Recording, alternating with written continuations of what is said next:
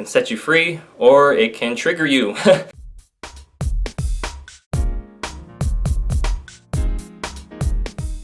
Hey, it's Lance McGowan here with Essential Oils Me, and today I'm going to do a review of a crap load of churchgoers dislike the Amway pyramid scheme.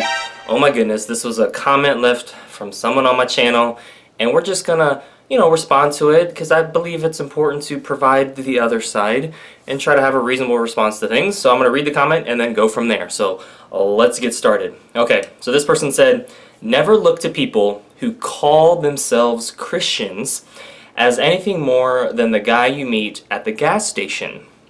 Some are good and some are bad. Even in biblical times, you've seen what King David did. Okay, going biblical honest. All right, here we go. Committed murder and adultery, and God punished him. If King David messed up, how much more can you expect a person who calls themselves a Christian? In fact, keep a closer eye for scammers who call themselves a Christian. Scammers have figured out how to game the system by doing so. Me being a Christian, I can tell you that I do not like Amway at all. Doesn't make sense to associate a business with religion because I know a crapload of churchgoers that dislike Amway.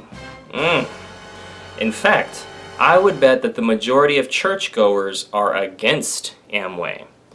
Alright, so there's a lot of stuff that was said. I will have the original video in the link in the description below so you can check that out. I guess, man, some of my main things that I've learned just by studying the Bible myself is a lot of people, especially in the United States, associate with themselves as being Christian, but that's called a nominal Christian, meaning Christian by name only. And then you have the baptized Christians, the born again Christians, and then the ones who have a biblical worldview, which makes up a really small percent of the actual population.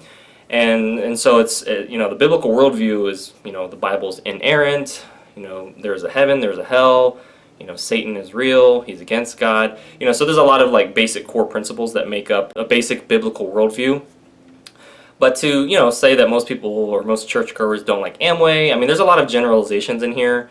And again, it's not just having a religion, it's about having a relationship with God through Christ. So I think this is kind of a interesting comment, and it's one that I see very often. It's just like people throw the baby out with the bathwater. They're like, I don't like Amway, so let's just find any reason to not like it. I know the video was talking about Amway and a family that had more of a Christian background. And so, yeah, I mean, they're talking about scammers as well. I mean, there's scammers in every industry, right? In the business or finance, the health and wellness, the relationship, right? The spiritual realm too, false teachers, false preachers, teaching a word that's not in line with biblical values and principles as well. So, I mean, there's a lot of stuff that could be said, and I've covered just a very tiny bit of that. But I guess I'll summarize to say, like, I think it's important not to overgeneralize about Amway, about MLMs or multi-level marketing companies, about Christians. It's important to know the details about each, so you look at things on a case-by-case basis and you don't just let a presupposition or predisposition, which is basically you believe something to be true in your own head, and then anything that contradicts that is automatically false. Like, you don't want to let that take over things.